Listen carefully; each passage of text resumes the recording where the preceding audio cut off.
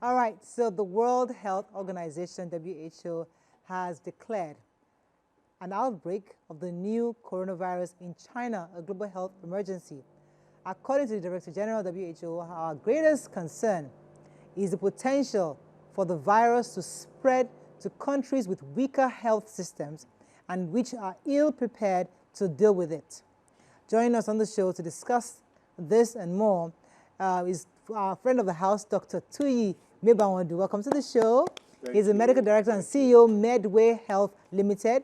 Welcome. So good to have you again. Thank you. I see your smile is different in our new studio. Yeah, it's a wonderful place to be. Thank you. You know, can we continue the interview for like 3 days? We can continue.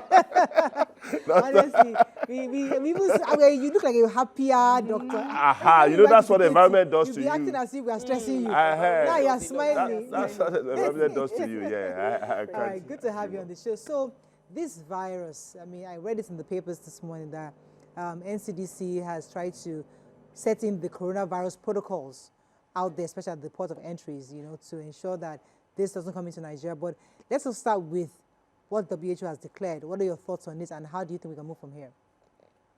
You know, over and over, we've said that we're going to see more outbreak of these germs, you know, touching humanity. And China has actually led the way again. After 5 years, they are giving us a new virus. In terms of escalation, it's not that the virus is new, but in terms of escalation, we're having a new virus called human pulmonary virus. Yes. Metapneumovirus, Yes. That's the name. It's human metapneumovirus. That's the new virus we're having now. And of course, the last month during the Christmas, hospitals were filled in China, and people were wondering, are we entering a new coronavirus? Now, what is human metapneumovirus? It is actually a virus affecting mainly the respiratory system. It's close to the severe acute respiratory virus, and most of the time, the reservoir in this case is human. But ab initio, there's avian type, which actually you see in the birds, and then because of human contact with those animals, the virus jumps into human being and use human being to propagate it.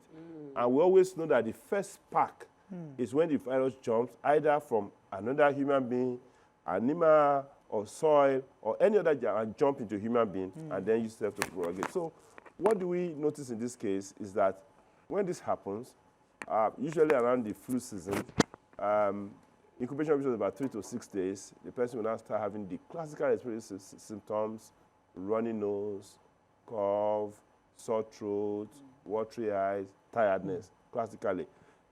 And the virus can then further spread, you know, to the lower system and affect the lungs, causing pneumonia and severe illnesses. Of course, 10% of people affected will actually get worse, and they will require hospitalization. One of the key risk factors are young children, older people, and immunocompromised. Of course, if you look at our own environment, you see abundance of immunocompromised and young people. So now, China is being tricky about the whole thing.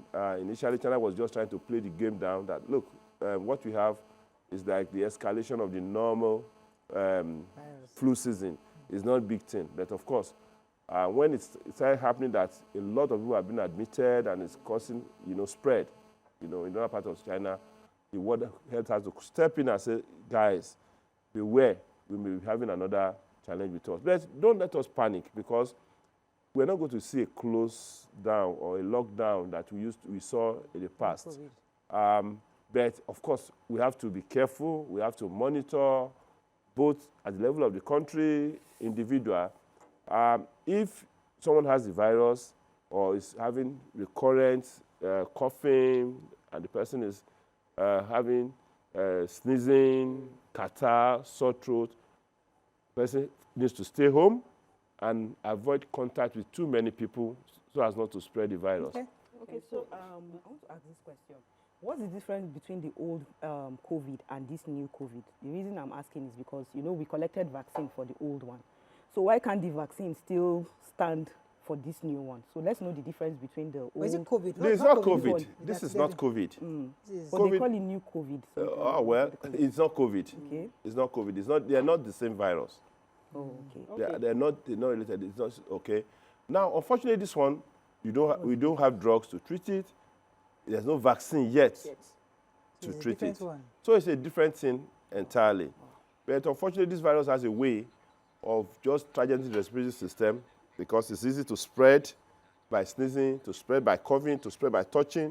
So easily they just spread during that time, and then along the line they attenuate and go away to return again. Of course, you know that in nature we have more than 1 trillion germs, you know, moving around. Out of these germs, maybe just about 1,500 are actually bacteria, about 200 plus are viruses, 200 plus or so are you know, parasites. There are large number of these viruses that are yet to be discovered. And occasionally, when they now enter human being and cause disease, we now pick them. It's not that anybody is manufacturing any virus. So they are all there, hanging in nature, doing whatever they're doing. Okay? So let us agree that nobody is manufacturing virus. Nobody wants to reduce human being. And the danger we have presently is the state of the world, whereby social media, you know, spreading misinformation and disinformation. Yes. Now, WHO is supposed to be our gateway to deal with a lot of disinfection. Yeah. But now WHO is having challenges. In 2020, Donald Trump said he pulled out of WHO, defunded it, for instance, because without money, you know, what we call earmarked voluntary contributions, without money, you cannot work. WHO cannot work. If America that's giving 15% of the money is withdrawing from WHO, it becomes a big problem. Who now fund WHO? You have to lead to the hands of Bill Gates and co. Those volunteers don't know who now have control of that WHO. So then the worst thing is that Donald Trump is appointing an anti-vaxxer, Robert Kennedy, as the Secretary of Health. What that means is that he will not believe in those things, and whatever happens in China will spread to America, will spread to Africa, and the world may be compromised. So all of us need to now figure out, individual country, how do you protect yourself? And good enough, we still have a very good team now, I can tell you. As far as health is concerned, our health team in Nigeria now, these are wonderful guys. Pate and the group, they're very wonderful. Jide Idris, Pate and they're very wonderful people. And we can still rely on our experience from Ebola, experience from COVID, and experience from even Lassa that we're seeing to curtail, you know, the spread of those infections. Okay. So what do you think? What's the fate of humanity with these frequent outbreaks now, one? Viruses. And then, yes, viruses. And then secondly, if something happens in Nigeria now, do we have the capacity to curtail, you know, the spread? And then thirdly, do you think the government, now that if, for example, America is leaving WHO and we know that the funding for research and every other thing would, you know, significantly go down. So do you think our own government, Nigerian government, should not start putting a lot of money in medical research? Okay. Do you understand? To be able to plan for the future? Well, again, key thing is this collaboration. When America dropped, Germany stepped up to actually bridge the gap, you know. You see other countries stepping up. We just have to do that collaboration. Humanity, the fate of humanity, we're good as long as we try to respect the environment. You know what's happening in China?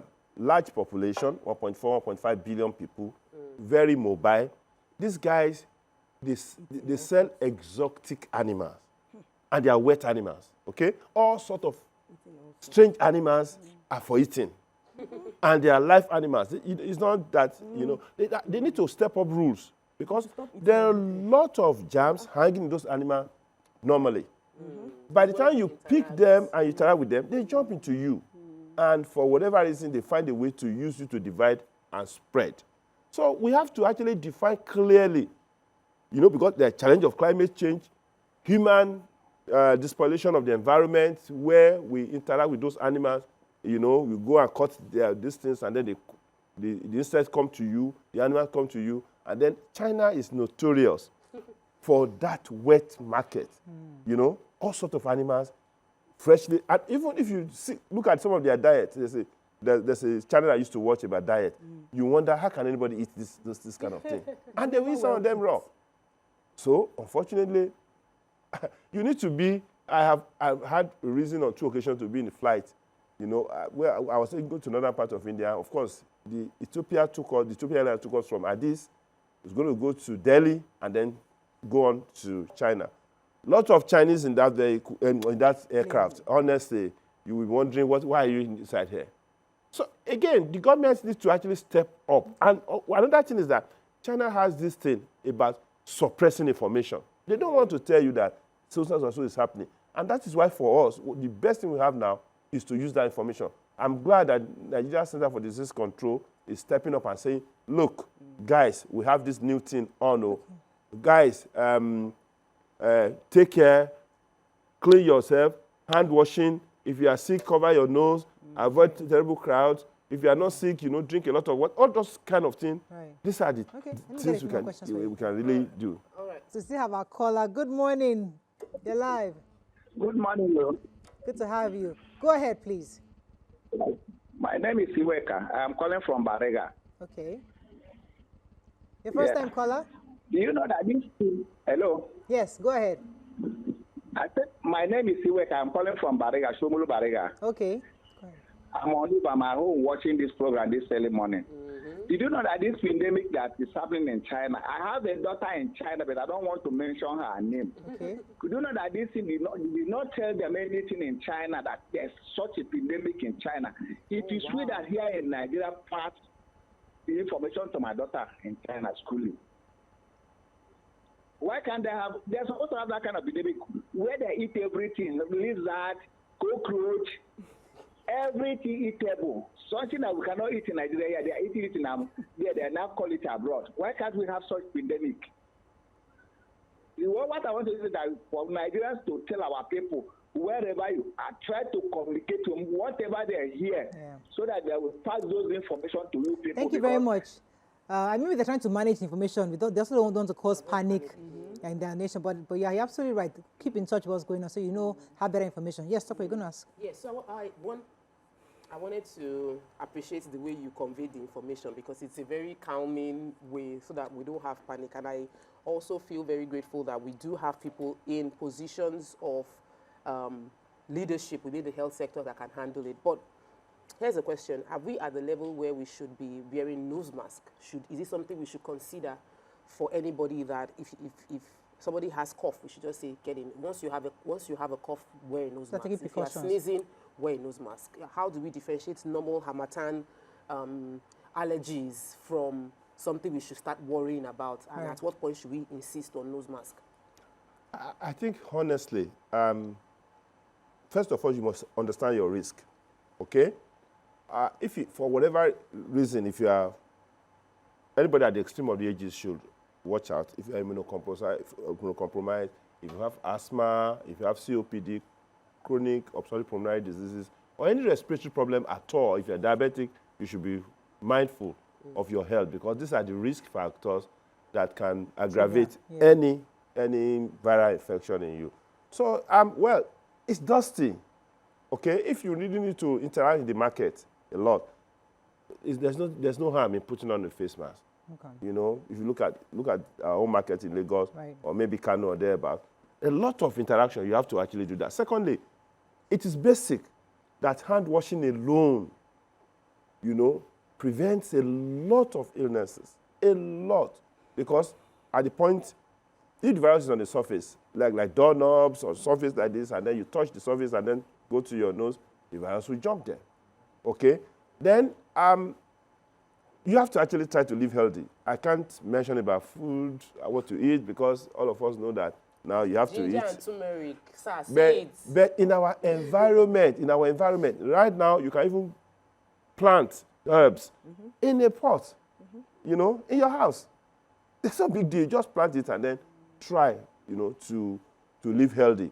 So for me, assess the situation where you're interacting, and then if you need to cover your nose, in that case, please cover your face.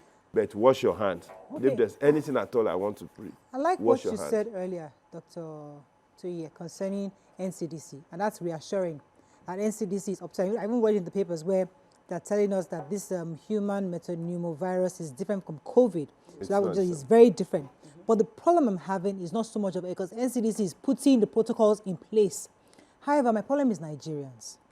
There's so many times I've traveled and come back, and maybe NCDC sends a mail and says, okay, you have to fill this form to give us a background of your history, and they start complaining, they start shouting. You know, Nigerians, they totally they resist any type of orderliness or any type of protocol, following protocols, because they just feel like they're stressing them. All this nonsense, I just flew from London, and nobody stressed me out. I come to Nigeria, and they're all stressing me to fill form, to give them my medical records. How do we address unruly Nigerians, especially at this time? So, yes, it's not yet in Nigeria, we're grateful, but NCDC putting these protocols in place can receive quite a bit of pushback and resistance from Nigerians. How do we address that, do you think? Well, I see your point, but it takes some learning for behavior to change. It takes some learning. We cannot, whatever it is, we just have to persist. And the thing is that we see the difficulty in trying to convince Nigeria to do things. If I were to be NCDC and have to actually get involved, the simple thing is that I'll relate with my Minister of Interiors and Airports and get protocol of people, you know, that are coming from certain places, you know, and insist that those things have to be done. It's not, because you cannot wake up and, because of your challenges, compromise the health of other people. Mm-hmm. But unfortunately, the pushback is actually from the point of communication, okay? Now, recently, I see NCDC having, you know, posters, MPOX, this and that. That's wonderful, because in the process of communication, people see it, it hits them. Some will pick it, a lot of them will neglect it. But we have to deepen the communication.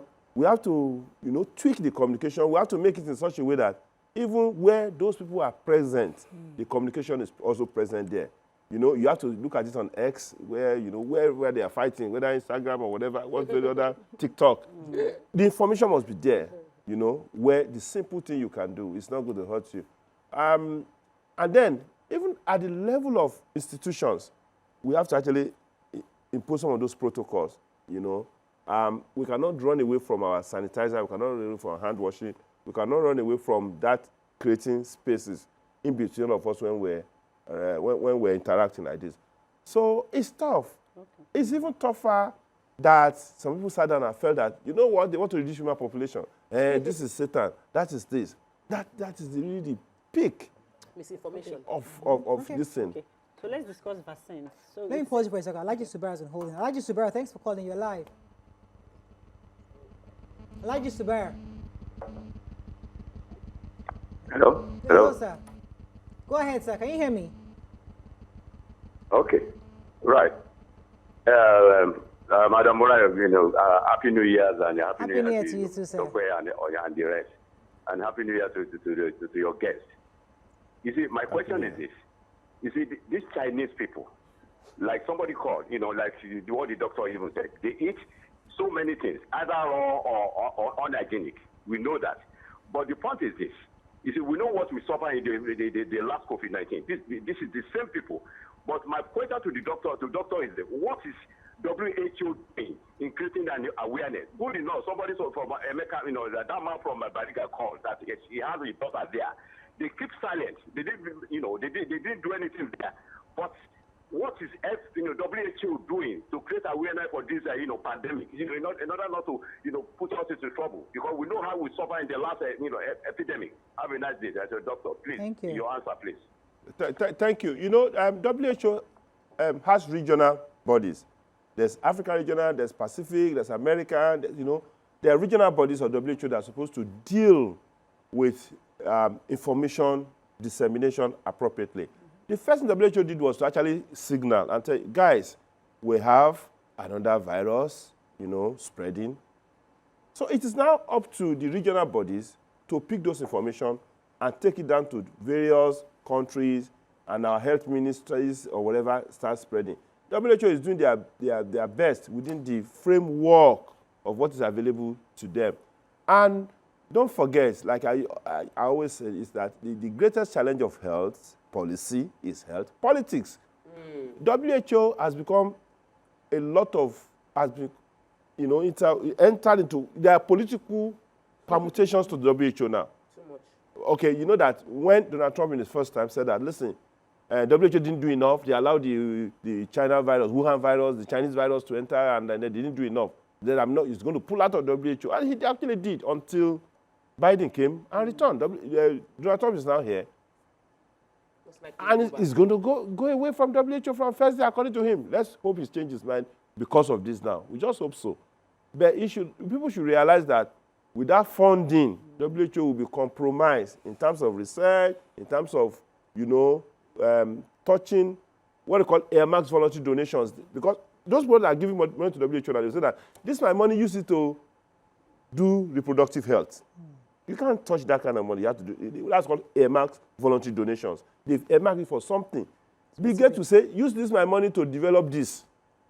Okay? Because the problem. Now, the members that are supposed to donate money, once you take away USA and Germany and a few other countries, the rest are not giving any much. Okay? We're in Nigeria, we don't even have enough money to spend on our own health system. How much can I donate to WHO? So it becomes important that at a local level, for me, one of the exciting things about the political ongoing is the fact that we're giving strength to the local government. At the local level, okay, in whatever locality we have ourselves, we should be able to look at ourselves and say that, listen, these are the protocol, these are the responses, this is how to get your dog cheap. We should be able to localize all this information. Yeah. As long as we neglect the local thing and start pushing at the international level, we're wasting our time. Because disease is local. Yeah. We have to clean our gutters. We have to maintain our health. Right. We have to campaign in the language that the people understand. Absolutely. Communication is one of the things. And I hope that Nigeria Center for Disease Control will further dovetail their communication to reflect peculiarities of different regions. Okay, so I want to talk about vaccines. So it's so funny how for every strain, a vaccine is deployed, right? So, so for we as the human beings, right, that are taking all these vaccines, is there an amount of vaccine that a human being can take that the body starts to push back, or that you have side effects? Or because if these strains keep coming out every day, how many person won't take? So let's know, as a doctor. Fear not. That's the first thing I would say. You are most likely to be a Christian. Fear not, fear not, fear not, fear not, 375 times in the Bible. So I will add one, 376, fear not. You know why? Because even in our body system itself, the body itself makes vaccines. The body tries to look at how to counter germs. That is why when you see people in malaria zone, for instance, when they have attack of malaria, it will be less severe when you compare to an Ebola that comes to Nigeria. So the body itself is trying to make vaccines. But unfortunately, the body gets overwhelmed in trying to structure that. Adapt. Now, human beings must be able, because more than 20 years ago, in my practice then, you see it, vaccine is the future. Because I remember when we were doing one of those works in Uppsala University in Sweden, I told them the way forward, then, how many years ago now? More than 25 years ago, that the way forward is that we have to actually look. Because, if you want to really reduce the challenges of drug, you have to develop smart vaccines. I have to take this important message. I have to wrap up very soon, but there's an important message that came today. I run a nanny agency, and one of my girls was assigned to a Chinese family, and they brought in quite a bit of protein from China, which was made to warm for the family. And she couldn't eat their food, and I had to withdraw her from Nigeria. So she's suggesting that they are bringing some of their proteins into our country. Now, I know this is not your area, but what can government do to even help curb some of these importations? My sister, carry snail to Royston, you want to go to America. They will trash it at the airport there. Yeah. They will trash all your bushmeat and so when they just carry everything and trash it. But here they just so for us, we should be able to look at it that this list of is there. This list of foods are not allowed in our country. Prevent it from coming in. If you have to bring it, this is the form in which you have to bring it. Frogs and all these things. If you bring smoked fish, if you take it to some places abroad, they'll trash the whole thing now. So now our quarantine, NAFDAC, customs, our food and drug, they are the airport, they are the port of entrance now. They must be able to look at what is acceptable here, and then unfortunately, deliver that for us. That's all we can say. We've run out of time. But thank you so much, Dr. Tuyi Mebawondu. So why do we run out of time? So I want to stay in your I want to stay in your studio. Okay, we have to go. On today's show. Hope you learned a few things as we have. Join us again for tomorrow. Have a lovely day. See you then. Bye for now.